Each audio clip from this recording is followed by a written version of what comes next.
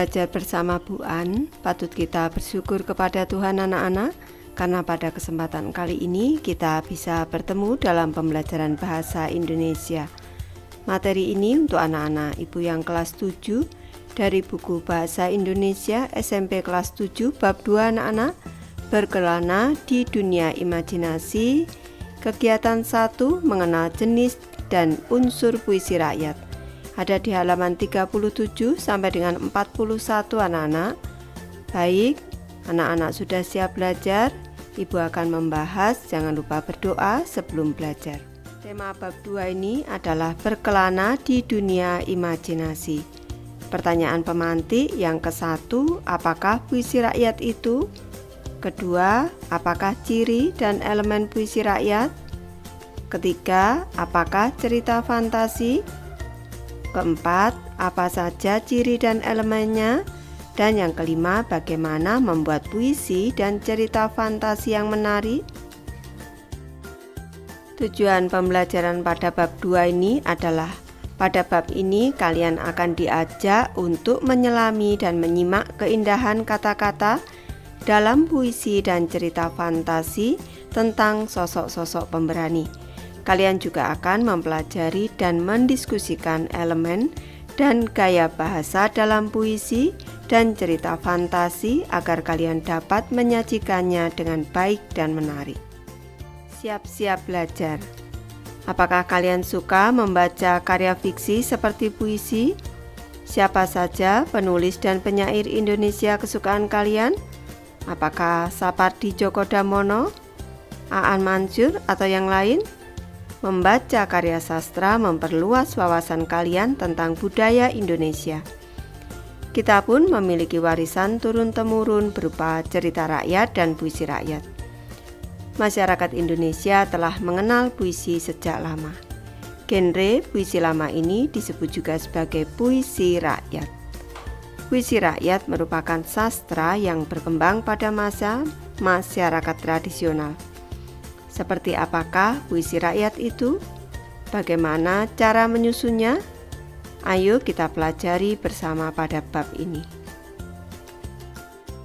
Ada beberapa kata kunci anak-anak, yaitu puisi rakyat, pantun, syair, gurindam, lari, sampiran, rima, cerita fantasi, tema, alur, tokoh, latar, pesan cerita, klimaks, resolusi, protagonis, dan antagonis. Bacalah puisi rakyat di bawah ini. Baik, Ibu bacakan anak-anak. Puisi yang ke-1, berakit-rakit ke hulu, berenang-renang ke tepian. Bersakit-sakit dahulu, bersenang-senang kemudian. Puisi yang kedua, kurang pikir, kurang siasat, tentu dirimu kelak tersesat. Kalau mulut tajam dan kasar, boleh ditimpa bahaya besar. Lanjut ke puisi yang ketiga anak-anak. Assalamualaikum anak cucu hantu pemburu, yang diam di rimba sekampung, yang duduk di ceruh banir, yang bersandar di pinang burung, yang berteduh di bawah tukas. Tali buaya semambu tunggal, kurnia tengku sultan berimbangan, yang diam di pagaruyung, rumah bertiang terus jelatang, rumah berbendul bayang-bayang, bertaburkan batang purut-purut. Janganlah engkau mungkir setia padaku, matilah engkau ditimpa daulat 4 penjuru alam. Mati ditimpa malaikat yang 44, mati ditimpa tiang Ka'bah, mati dipanah halilintar, mati disambar kilat senja.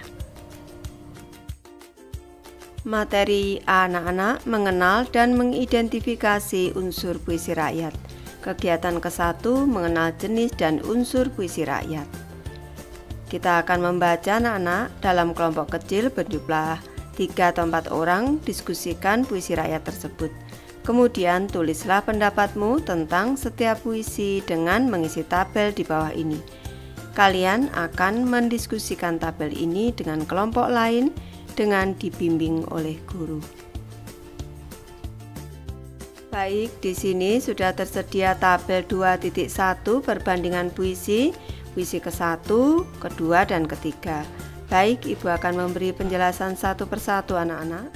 Puisi yang ke-1 yaitu berakit-rakit ke hulu, berenang-renang ke tepian. Bersakit-sakit dahulu, bersenang-senang kemudian. Jumlah baitnya ada 1 anak-anak, Ibu tulis 1 di sini.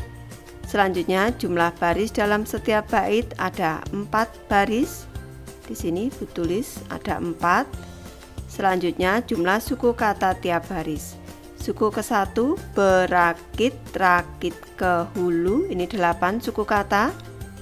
Selanjutnya berenang-renang ke tepian, 9 suku kata. Bersakit-sakit dahulu, ini 8 suku kata. Bersenang-senang kemudian, 9 suku kata. Jadi kalau ditanya jumlah suku kata tiap baris adalah 8 sampai 9. Pola rimanya di sini lu berarti ini A. Selanjutnya ketepian an di sini B. Di sini lu lagi anak-anak. Ini yang dimaksud dengan rima adalah persamaan bunyi pada akhir baris anak-anak. Di sini ini. Selanjutnya ini berarti A, an lagi, di sini berarti B. Berarti pola rimanya adalah atau sajaknya anak-anak A, B, A, B. Jenis puisinya ini adalah pantun anak-anak. Tulis di sini pantun. Pesan dalam puisi ini Bu memberi contoh anak-anak, nasihat agar giat berusaha untuk hasil yang baik di kemudian hari, karena kita harus bersakit-sakit dahulu atau berusaha giat agar kita bisa bersenang-senang kemudian atau kita mendapatkan hasil yang baik di kemudian hari. Lalu Ibu beri tambahan penjelasan anak-anak untuk pantun.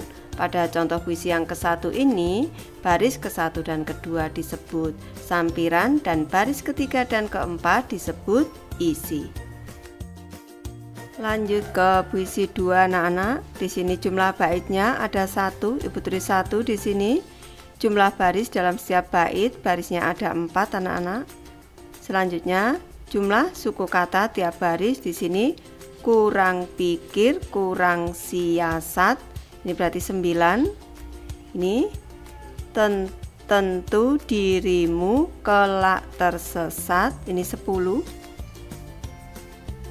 Kalau mulut tajam dan kasar, 9 anak-anak. Suku katanya boleh ditimpa bahaya besar, 10. Berarti di sini jumlah suku kata tiap barisnya 9 sampai dengan 10. Pola rimanya di sini sat berarti di sini A, di sini sar berarti di sini B. Pola rimanya adalah A,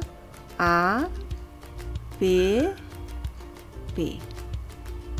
Jenis puisi ini adalah gurindam anak-anak.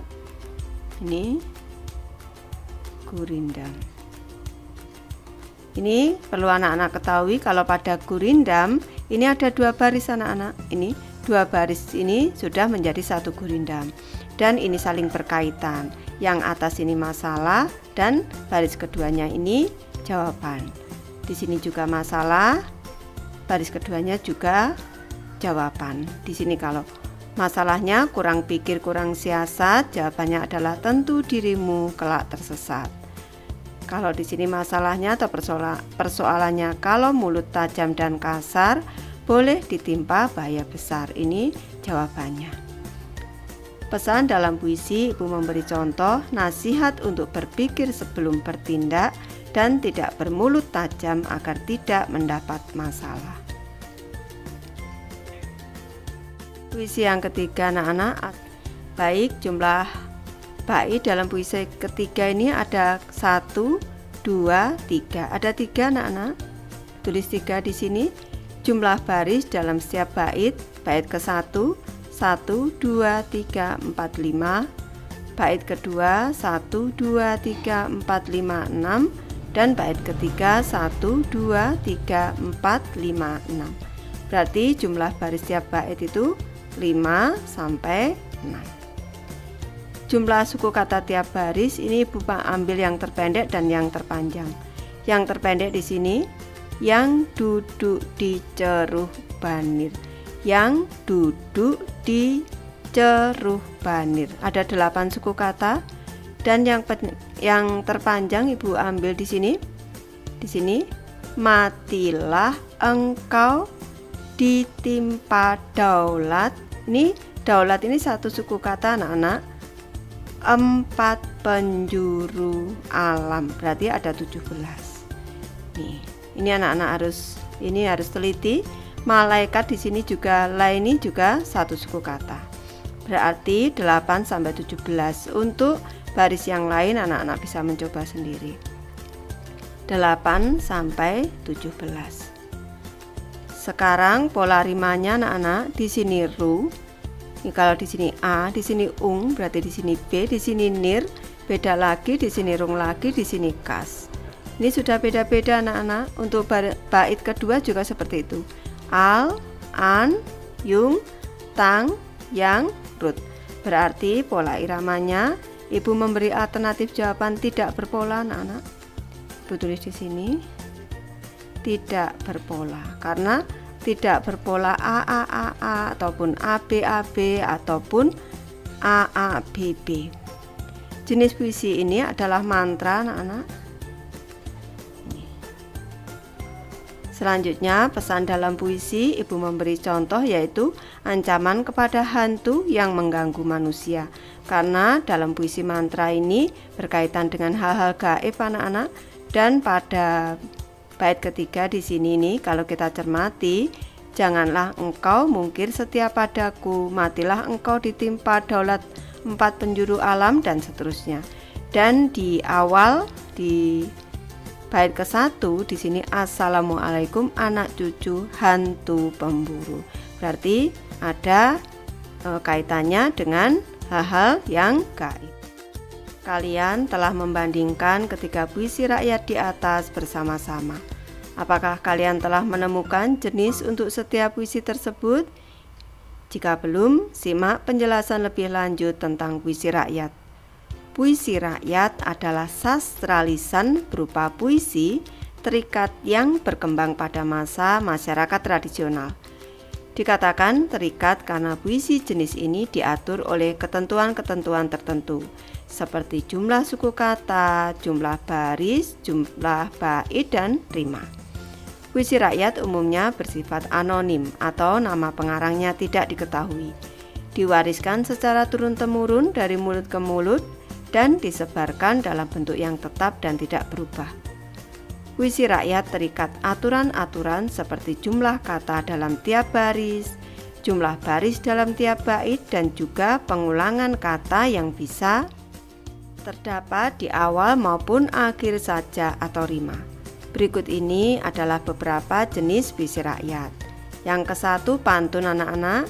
Ini ciri-cirinya, satu bait terdiri atas 4 baris. Yang kedua, setiap baris terdiri atas 8 sampai dengan 12 suku kata. Yang ketiga, baris pertama dan kedua merupakan sampiran. Baris ketiga dan keempat merupakan isi. Dan ciri yang keempat, rima akhirnya berpola ABAB.